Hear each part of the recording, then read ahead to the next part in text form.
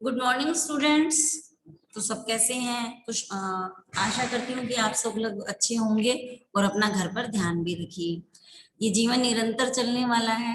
हिंदी में बहुत बड़े बड़े शब्द होते हैं, बड़ी बड़ी बातें होती हैं जिनको हमें अनुसरण भी करना चाहिए कि ये जीवन निरंतर चलने वाला है। कहते हैं ना, लेखकों के द्वारा कविताओं में कहा जाता है कि ये बाधाएं हमारे लिए क्या है, बाधाओं को पार करके हम आगे बढ़ते जाएंगे।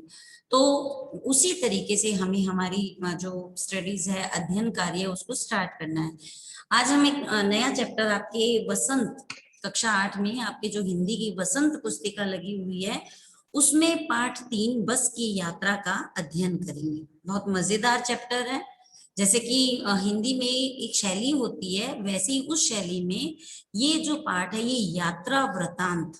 यात्रा का मतलब क्या होता है? जहां हम कहीं घूमने जाते हैं, यात्रा करते हैं, वो यात्रा है।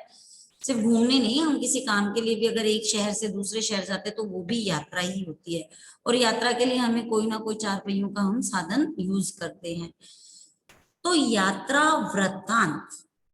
अब यात्रा तो हमें समझ में आ गया कि यात्रा ये चीज होती है। वृतांत का क्या मतलब होता है? वृतांत, व्रत प्लस अंत, मतलब उसका पूरा सार। कि एक लेखक जो होता है वो अपनी शैली यात्रा वृतांत को अगर यूज कर रहा है तो उसका मतलब है कि वो अपनी यात्रा के बारे में, जो उसने यात्रा की उसके वृतांत के बारे में आपको पूरा जो है बताना चाहता है। तो आपको यहाँ पर एक बस दिखाई दे रही है, थोड़ी सी दिखने में कह सकते हैं सुंदर नहीं है, जर्जर अवस्था में है। आगे का पूरा जो सीन है वो भी जर्जर अवस्था में है, पीछे खिड़कियां कांच भी टूटे हुए हैं और ऐसा लग रहा है जैसे कोई रस्सियों से उसको बांध रखा है और जबरदस्ती उसको हम काम में ले रहे हैं।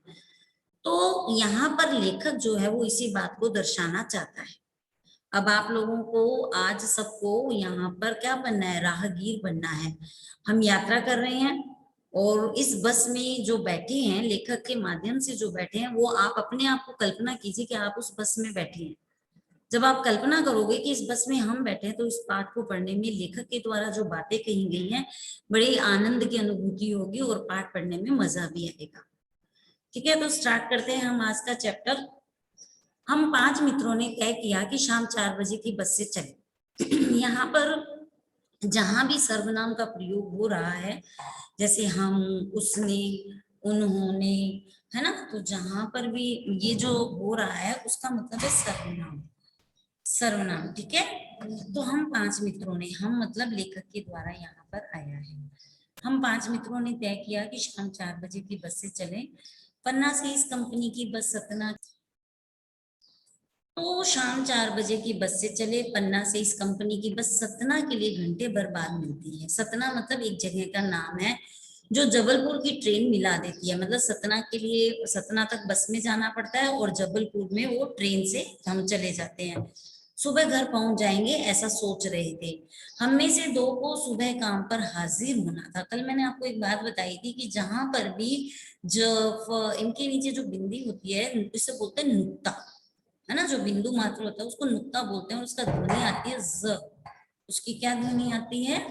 ज आती है ना। तो हाजिर होना था, इसलिए वापसी का यही रास्ता अपनाना जरूरी था। लोगों ने सलाह दी कि समझदार आदमी इस शाम वाली बस से सफर नहीं करते। क्या रास्ते में डाकू मिलते हैं?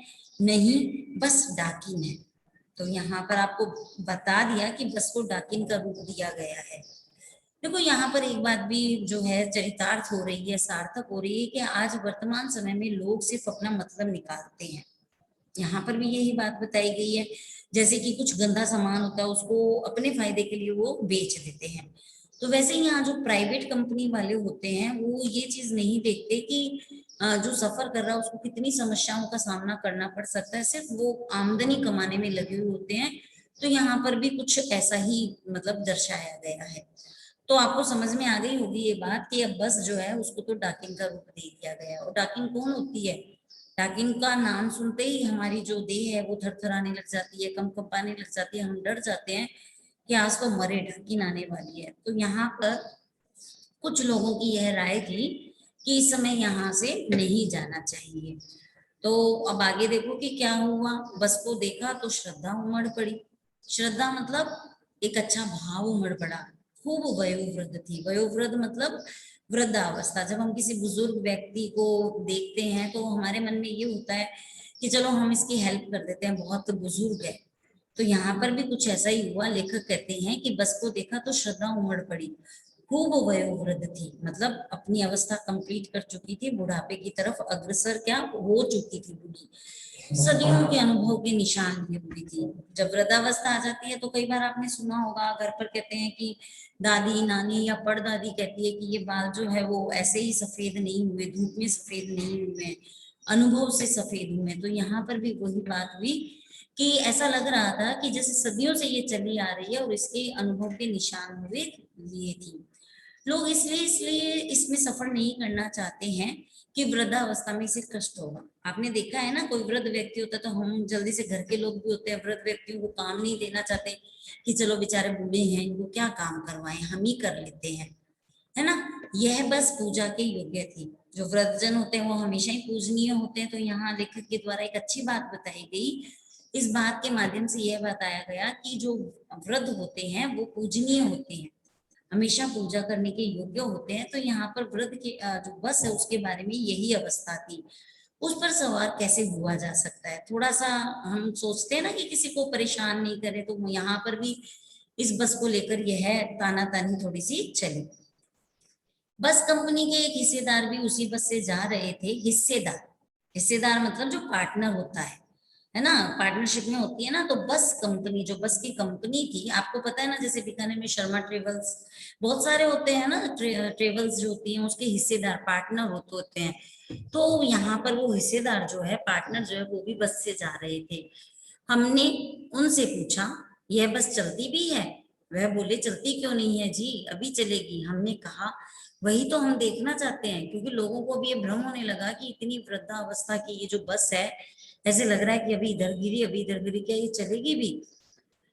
तो वो कहता है कि वही तो हम देखना चाहते हैं, अपने आप चलती है यह? हाँ जी, और कैसे चलेगी। अब यहाँ पर थोड़ा सा एक कमेंट कर दिया है ना, ताना सा मार दिया कि क्या ये चलती है, हम भी तो यही देखना चाहते हैं। कई बार होता है ना, किसी चीज को हम देखते हैं तो वो बढ़ा चढ़ा करके उस चीज को बता देते हैं, जैसे कि टीवी में ऐड आते हैं, है ना, कि फेयर एंड लवली गोरा कर देती है बिल्कुल, तो ये क्या चीज है। ये भी यही चीज होती है ना कि लोग उसको यूज करके देखते हैं कि ऐसा होता है क्या।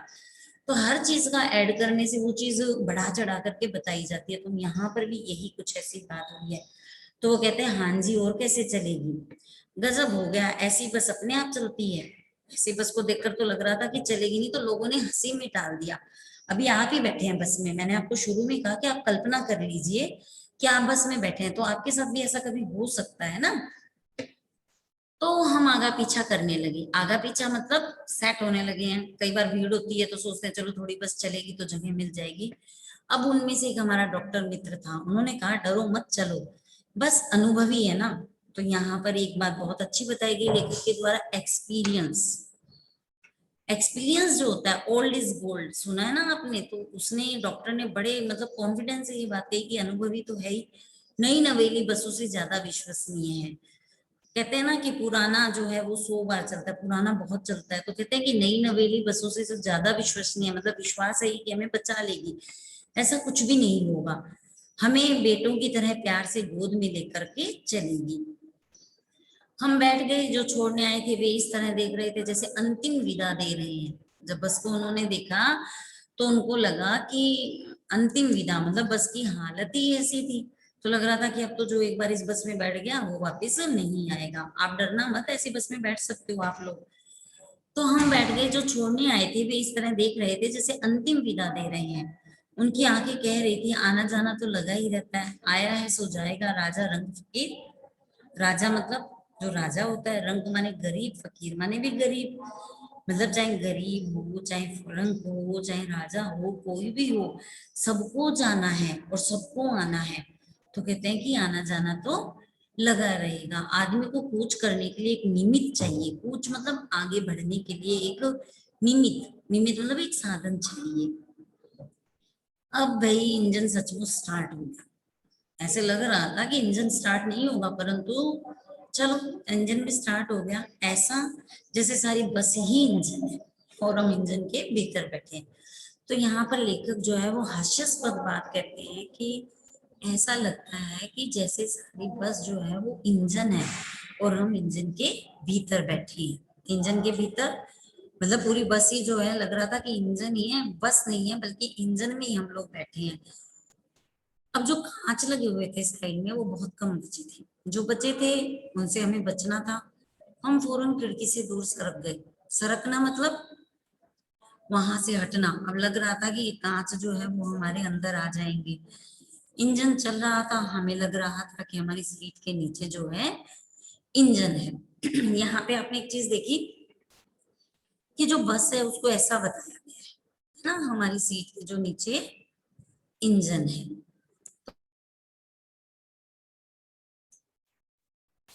यहाँ पे एक पिक्चर दिखाई गई है, बड़ी सुंदर सी पिक्चर है कि बस की तरफ जो कांच है उन कांचों से दूर बैठे हैं और ऐसे लग रहा है कि जैसे बस नहीं चल रही, इंजन में हम सब बैठे हैं।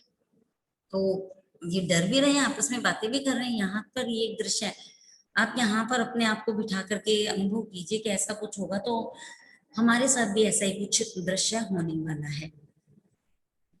अब जैसे तैसे करके सीट से इधर उधर, कांच से इधर उधर खिसके, और लेखक के द्वारा बताया गया कि वो बस सचमुच चल पड़ी। और हमें लगा कि ये गांधी जी के असहयोग और सविनय अवज्ञा आंदोलनों के वक्त अवश्य जवान रही होंगी। यहाँ पर भी एक व्यंग्य किया गया है। व्यंग्य क्या है? जिस प्रकार से गांधी जी ने असहयोग और सविनय अवज्ञा आंदोलन चलाया था, तो ये तो काफी 1930 जो जब उस समय चला था, तो यहाँ पर ये बात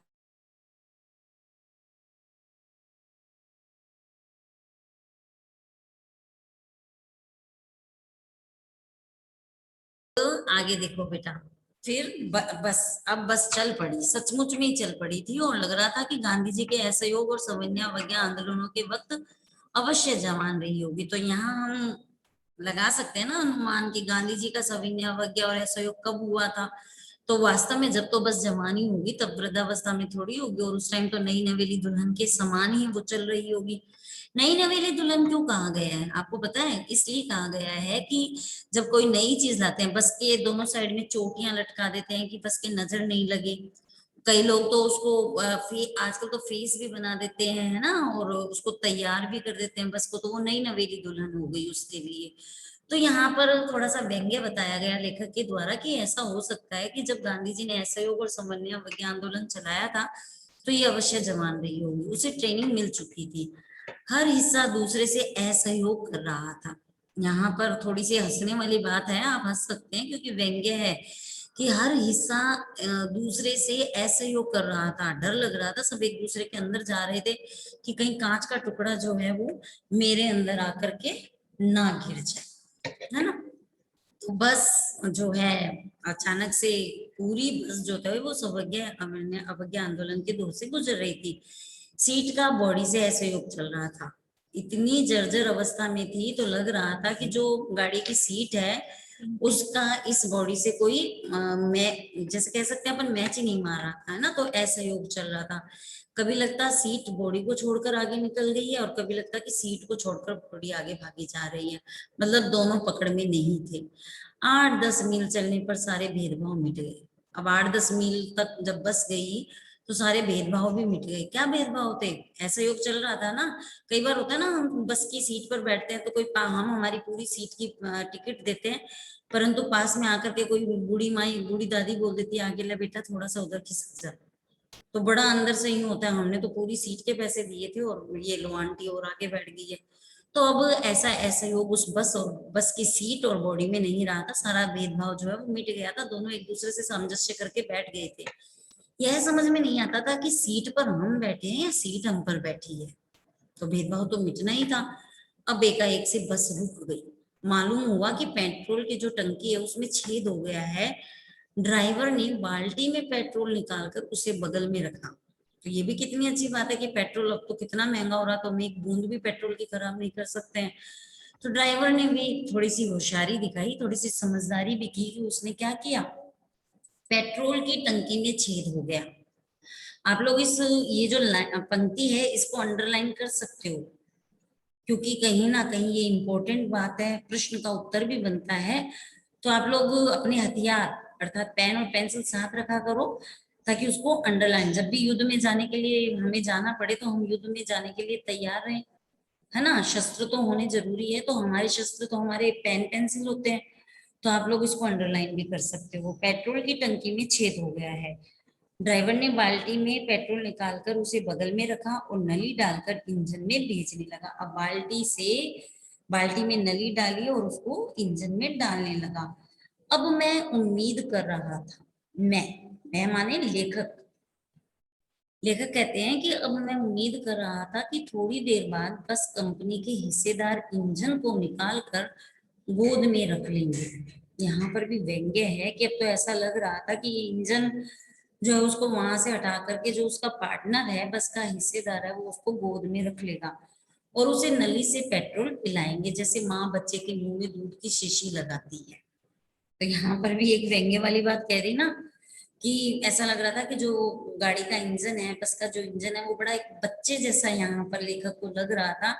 और लग रहा था कि जैसे एक बच्चा रोता है तो मुंह में दूध की शीशी लगा देते हैं, वैसे ही अगर ये बस रुक गई तो ऐसा ही कुछ करना पड़ेगा।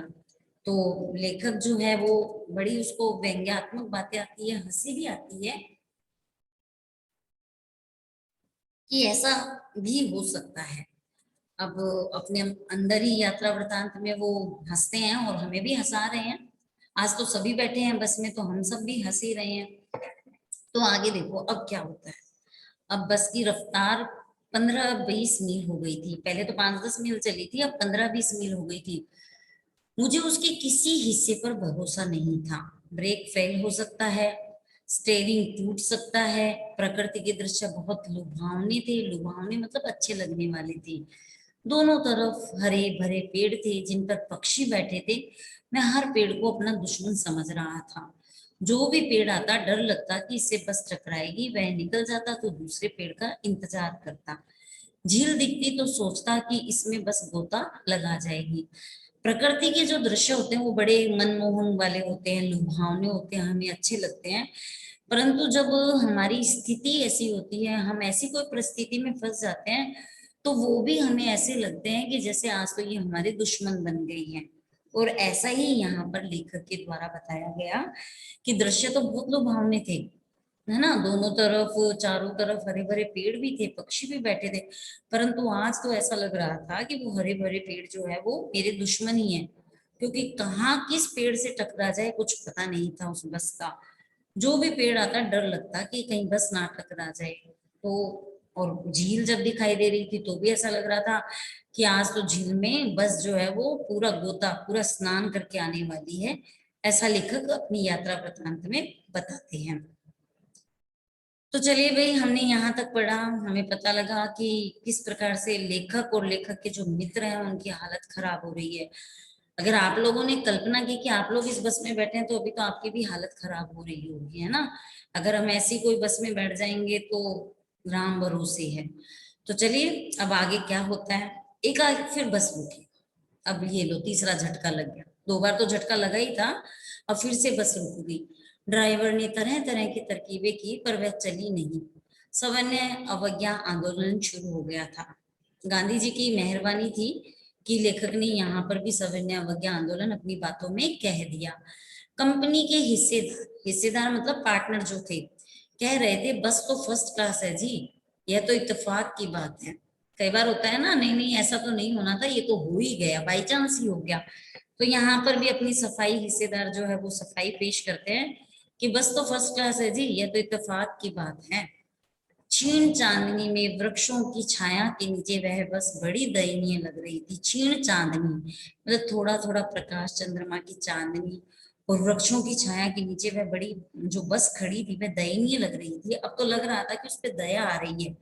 दया तो शुरू से ही आ रही थी, परंतु अब जब 3-3 झटके लग जाते हैं तो और ज्यादा दया आने लग जाती है। लगा जैसे कोई वृद्धा थक कर बैठ गई, बहुत चली। अब लग रहा था ऐसा कि वो वृद्धा जो है वो बस थक कर बैठ गई हो। हमें ग्लानि हो रही थी। ग्लानि मतलब जब हम किसी बात को लेके हीन भावना अपने अंदर लाते हैं कि नहीं नहीं हमें ऐसा नहीं करना चाहिए था, तो यहाँ पर ग्लानि क्यों हो रही थी। यहाँ पर ग्लानि इसीलिए हो रही थी क्योंकि वो बस में तो बैठे थे, परंतु बस की जो स्थिति थी, जो वृद्धावस्था थी, उसमें बैठना ही अपने आप में ग्लानि का अनुभव हो रहा था। बेचारी पर लदकर हम चले आ रहे हैं। अगर इसका कई बार आप लोग देखते हैं ना, कई जैसे कैमल सवारी करते हैं या कुछ भी ऐसा होता है, वो बड़ी दयनीय स्थिति में होता है, तो हमें लगता है यार हम क्यों बैठे इसके ऊपर, ऐसा होता है ना। तो यहाँ पर भी वही स्थिति हो रही है, तो ग्लानि अपने आप ही भावना जो है आ रही थी। बेचारी पर लदकर हम चले आ रहे हैं, अगर इसका प्राणात, यहाँ पे बेटा संधि बनती है प्राणात, प्राण प्लस अंत, दीर्घ संधि बन रही है। इसको आप अंडरलाइन करो और अपने शस्त्रों का उपयोग करते हुए, अर्थात अपनी पेंसिल का प्रयोग करते हुए वहां पर दीर्घ संधि प्राण प्लस अंत जो है युद्ध में डाल दीजिए, रणभूमि में डाल दीजिए, है ना। तो प्राणांत हो गया। तो इस बियाबान में हमें इसकी अंत्येष्टि करनी पड़ेगी। बियाबान जो सूनी जगह होती है ना, जैसे कि जो बीकानेर में जोड़ बीड़ है, ऐसे जिस प्रकार की सूनी जगह होती है, मतलब खाली होता है, वो बियाबान होता है। तो हमें इसकी अंत्येष्टि करनी पड़ेगी। अंत्येष्टि अंत प्लस इष्ट, अर्थात जो लास्ट क्रियाकलाप होता है ना, जो हम अंतिम क्रियाएं करते हैं, वह करनी पड़ेगी। तो चलिए, आज हम लोगों ने बस इतना सोचा कि इसकी अंत्येष्टि करेंगे या नहीं करेंगे। एक कह सकते हैं, जब हम अगली क्लास, अगली अध्याय में आगे बढ़ेंगे तो हम देखेंगे क्या हमने इसकी अंत्येष्टि की या नहीं की। वो हम जब आगे बढ़ेंगे तो उस चीज को हम समझेंगे।